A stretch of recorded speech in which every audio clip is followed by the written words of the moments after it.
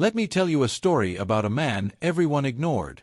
Until one day, he touched a piano that changed everything. This story takes place inside one of the most expensive music schools in the country. A place where rich kids walked around with designer shoes and custom-made instruments. And talent was treated like a trophy, not a gift. In the middle of all that wealth, there was a quiet, older janitor named Samuel Hayes. No one ever looked at him twice. To them, he was just the janitor. Invisible. Forgettable. A man who mopped floors and emptied trash cans. But what they didn't know was that Samuel had once been everything they were trying to become. Years ago, he was a brilliant pianist. A real one. The kind who didn't just read music, he felt it. He had dreams, talent, and a future. But then life hit him harder than any failure ever could. A tragedy took everything away, and he walked away from music forever. Now, he spent his days cleaning the same kind of halls he once dreamed of performing in. And on one ordinary morning, inside an empty recital room, Samuel made one mistake. A mistake that turned the entire school upside down. It started with one small thought. No one's here. Maybe I can play for just a minute. It was early morning. The school was silent. No students. No teachers. Just Samuel and his cleaning cart. In the middle of the recital room stood a grand piano. Shiny, perfect, expensive. Everyone in the school knew whose it was. Savannah Whitmore. The rich prodigy. The girl who didn't even let teachers touch her piano. Samuel walked past it. But he stopped. His eyes stayed on the keys. That piano felt like it was calling his name. He looked left, he looked right. Not a single person in sight.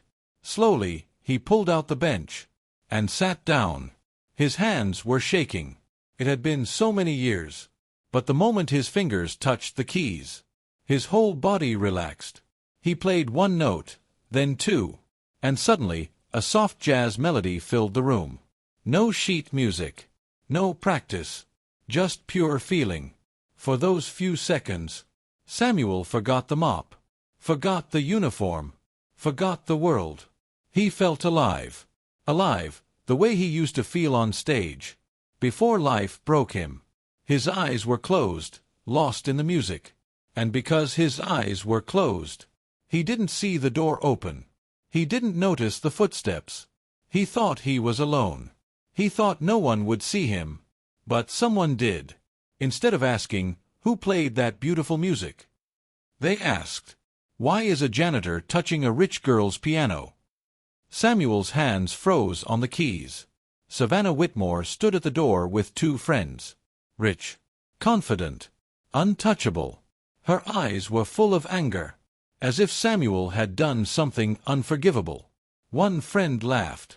Wow, the janitor thinks he's a superstar. The other added, maybe he's practicing for America's Got Talent. The laughter hit harder than the words. Samuel stood up immediately. He didn't look at them. His voice was shaky. I'm sorry. I shouldn't have touched it. Savannah stepped forward. This piano is not for you, she said. It's worth more than your entire job. Go back to mopping the floors. Her friends laughed even louder. Samuel didn't argue. He didn't talk back. He quietly picked up his cleaning cart and started walking away. To everyone else, it was a joke. But Savannah didn't laugh. Because before she walked in, she heard something in that music. Something she never expected from a janitor. The whole group laughed. Except Savannah. And that silence meant something. The next night was the big showcase. Rich parents. Famous donors. A full hall of people dressed in black suits and expensive jewelry. Everyone was excited. Because, as always, the star of the night was supposed to be Savannah Whitmore. Backstage, Samuel was quietly doing his job. Cleaning the floor. Dusting chairs. Just another night for him. He tried not to look at the stage. He tried not to think about what happened in the morning. To him, that moment was over. But for Savannah, it wasn't. She was backstage too, holding her music sheets, but not really looking at them. She wasn't talking. She wasn't smiling. She was thinking.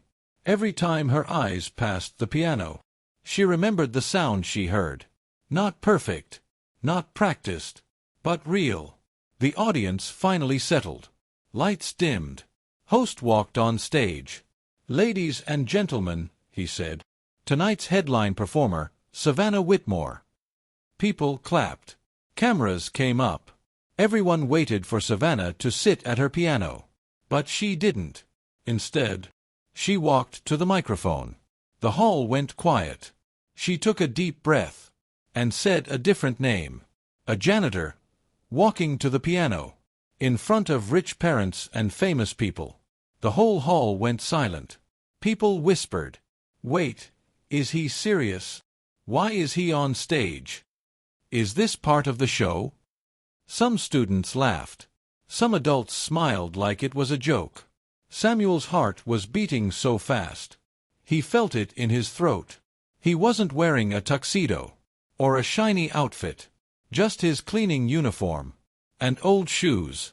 He sat down slowly. His hands were shaking. His mind was screaming, "What am I doing here?" For a second, he almost stood up to leave.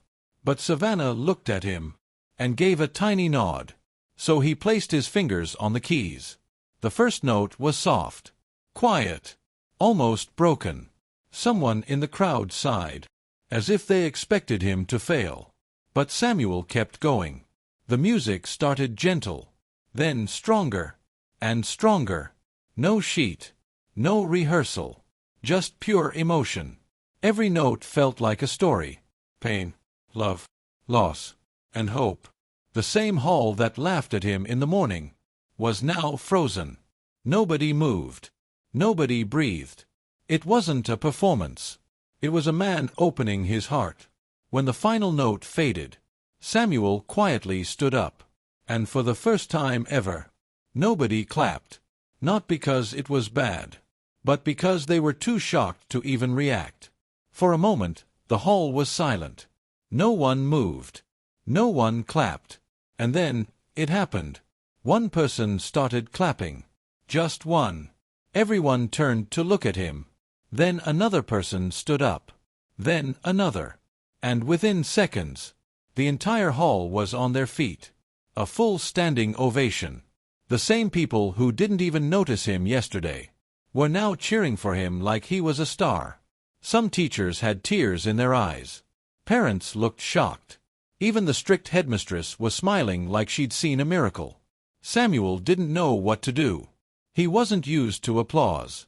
He just stood there, quietly, holding his hands together.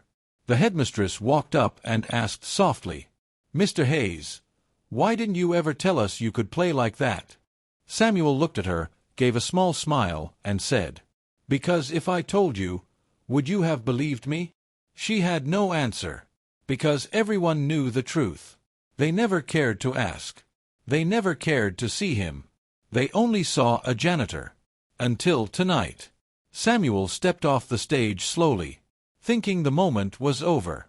But it wasn't. Because while he was playing, someone in the crowd had pulled out their phone and secretly recorded the whole performance.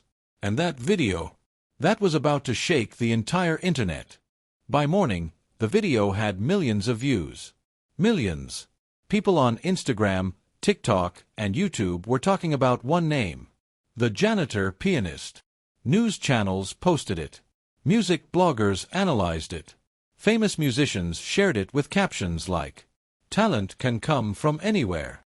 Even Juilliard, the most elite music school, reposted the video and wrote, "This is what real music sounds like." The whole internet was shocked. The school that ignored Samuel was now trending everywhere. Reporters showed up at the gate. Parents started calling. Everyone wanted to know, who is this man?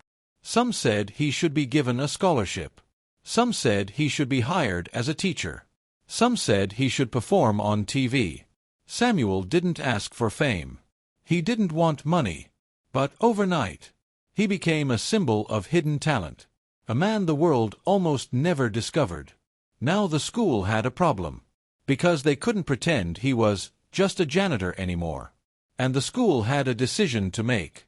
Ignore him again, or finally treat him the way he deserved. The same students who never even looked at him were now sitting around the piano, listening to every word he said. Samuel wasn't invisible anymore. He was the teacher now.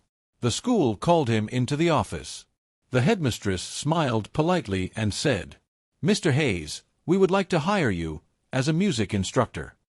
Samuel just stared at her. 4 years, he cleaned these floors. Now, he was being asked to teach on them. He accepted quietly. No drama. No ego. From that day on, students came to him for help. "Sir, how do you play without sheet music? How do you make it sound so alive? Can you teach me too?" The man they ignored was now their mentor. But the biggest moment was still ahead. One afternoon, Savannah walked up to him. No attitude. Her voice soft. "Mr. Hayes, I'm sorry for how I treated you. I was wrong. Can you teach me too?" Samuel gave a small smile. Of course. They spent days practicing together. 2 very different worlds, connected by the same piano. And then Savannah said, "Let's perform, together. A duet. You and me." No one in the school could believe it.